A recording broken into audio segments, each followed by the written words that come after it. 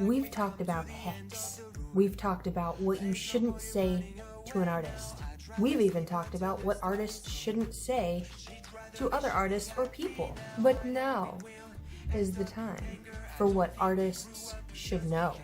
Hi guys, welcome back to the channel. My name is Keyo. If you do not know, if you do know, welcome back because you've probably seen 1, 3, maybe all 500 of my videos. You never know.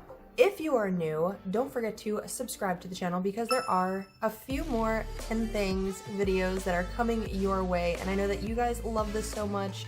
And because of popular demand over the last 2 years, you guys have wanted to see more of these. So I took my time, I sat down, I thought it out, and that's what we're bringing you today.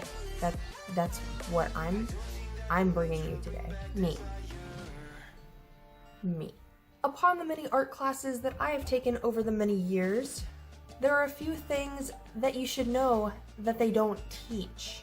So many of the things that I'm going to be talking about in this video are kind of the things that, you learn through being thrust into the limelight. It's like taking somebody who's never played COD, prestiging their account, and then just throwing them out into battle with their Beretta 92FS compact in hand, ready to go. Or maybe just an M4A1 in game terms. Victory is far, far away, and they're being scared shitless. In that situation, it's a learn as you play experience. But I'm here today to help you learn before you experience that sweet, sweet defeat.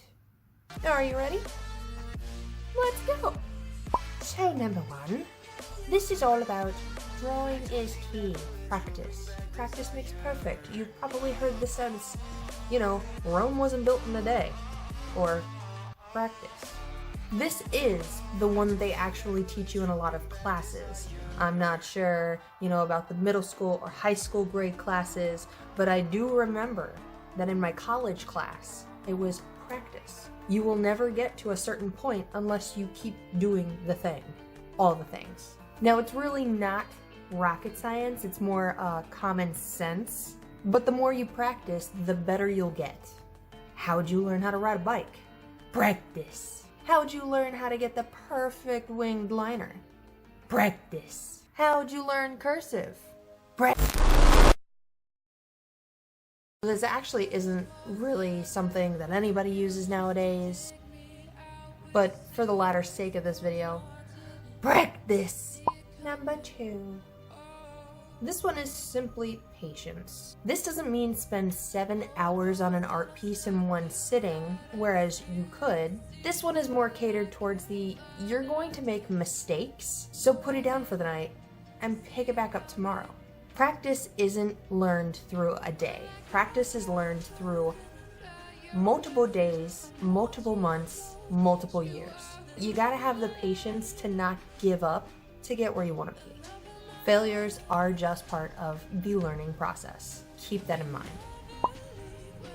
Number 3, my lord. Reference images. Now this one is actually kind of hilarious to me because somebody last year, a couple years ago, tried calling me out for using a reference image and the fact that it wasn't mine.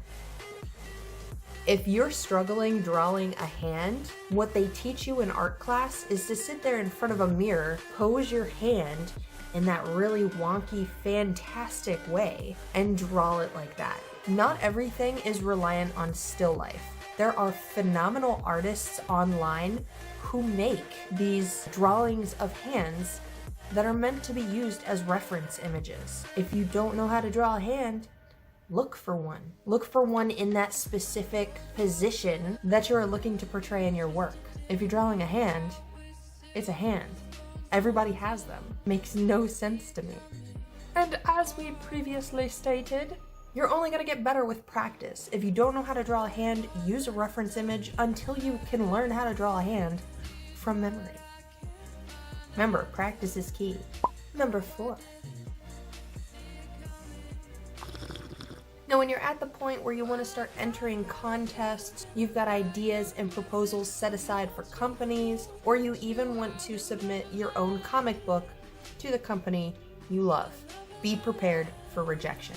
Rejection happens a lot in the art world. Art is an oversaturated field of expertise to get into, so beware. It's nothing like being rejected from the guy that you like. Push that thought aside.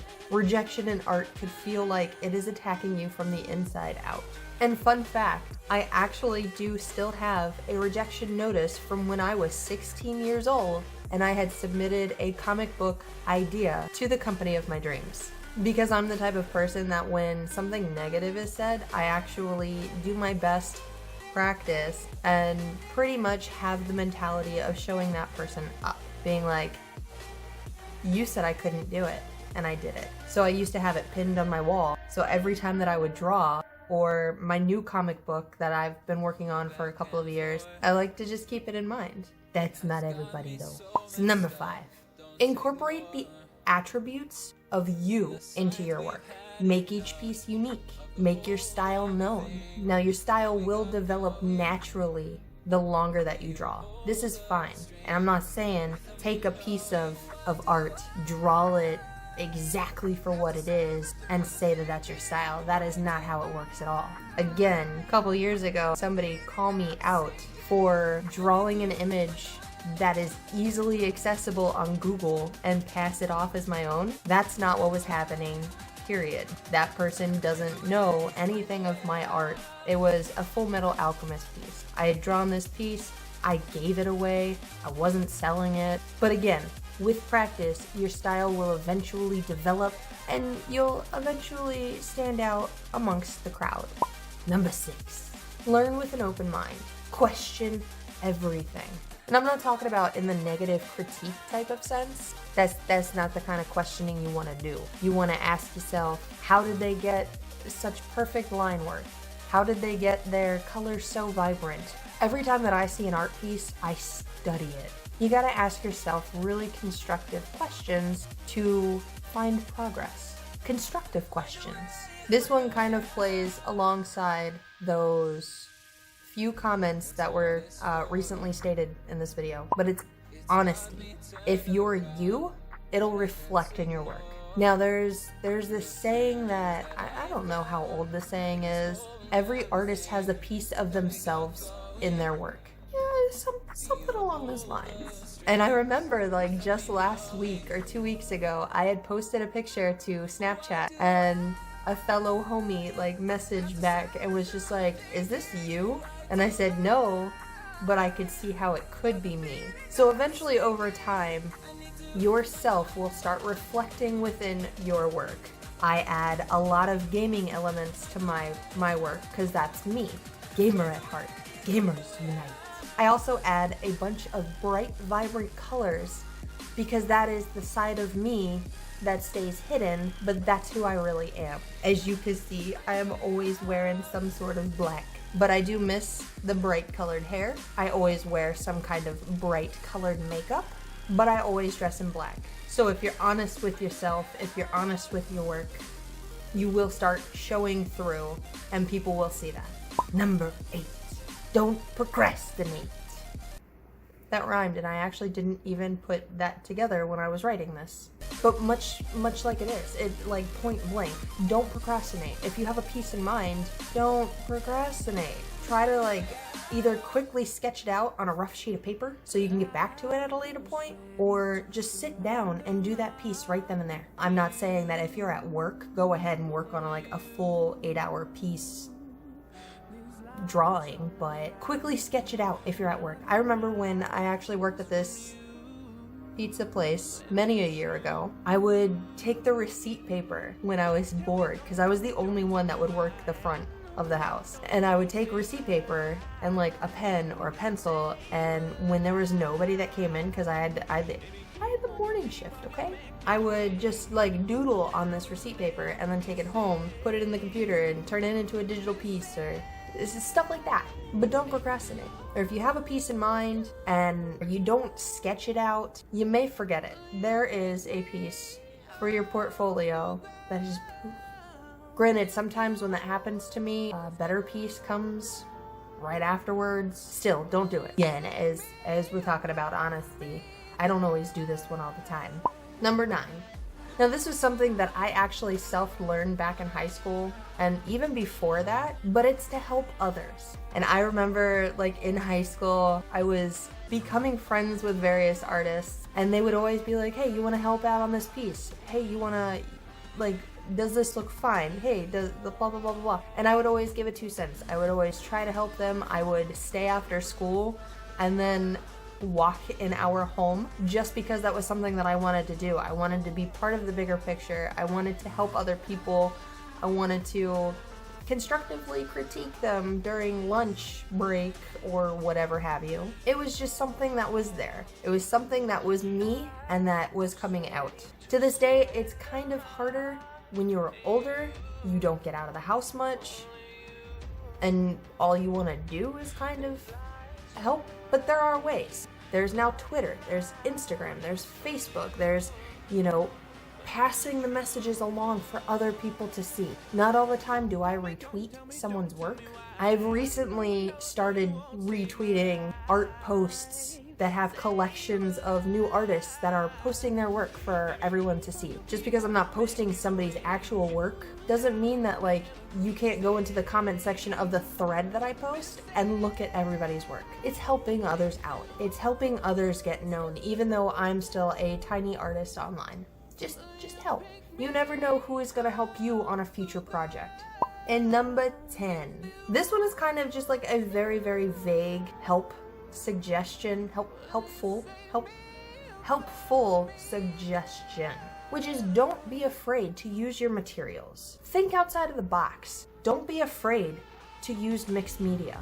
Don't be afraid to take a piece of aluminum and paint a mural on it. Don't be afraid to add lights to a canvas. Not all work has to be digital. Look at what one of my really good friends made me out of metal. And when I say it's metal, it was heated up and like molded, and it is fantastic.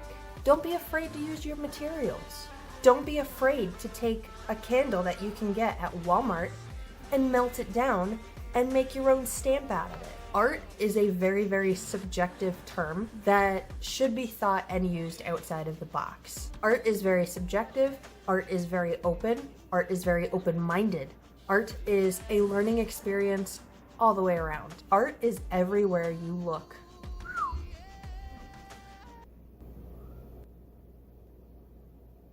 So with that being said and done, I hope that you guys learned a little bit of something in this video. I know that it's not as sassy as the 10 things not to say to an artist video that you guys love. Now I've got a series that is going to be helpful for the artists in you and not just sassy.